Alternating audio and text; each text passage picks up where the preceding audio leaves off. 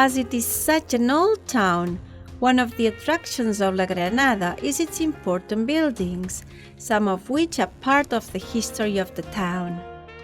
We want to point out the cooperative cellar of La Granada, built in 1920. It maintains the testimony of the cooperative spirit, the effort and the work of many families dedicated to the vineyards that surround the township. It is a late modernist building.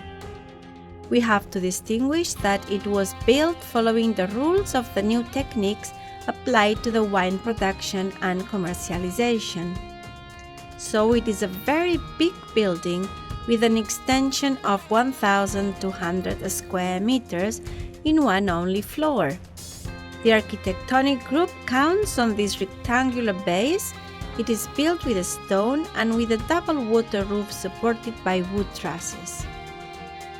The most characteristic elements in the building are the doors and the windows on the facades, framed by brick ornaments.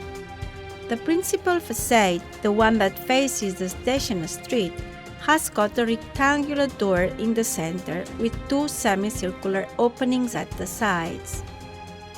Over them, you can see two more openings with a half-point arch. This is the current facade after a restoration in the 90s in the 20th century, but the original facade had a different organization.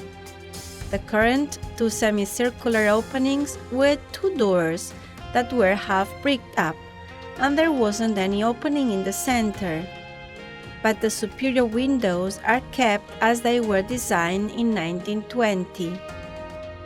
The other lateral facades have a group of half-point openings that in some cases have been bricked up to modify the original structure.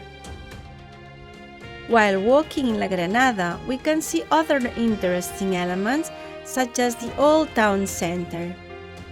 There are some attached houses with a front and a rear facade that close the town with entrances to the Old Town, built from the 11th to the 17th century, with narrow and irregular streets, small squares and private gardens.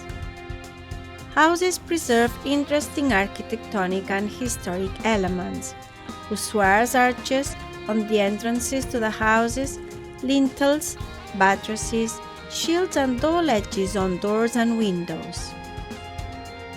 The main streets are the Carrer del Mig and Carrer del Poeta Cabanyes, as during some time there lived the poet Manuel de Cabanyes y Ballester, as this rich family from Vilanova i la Geltrú had some properties in this street.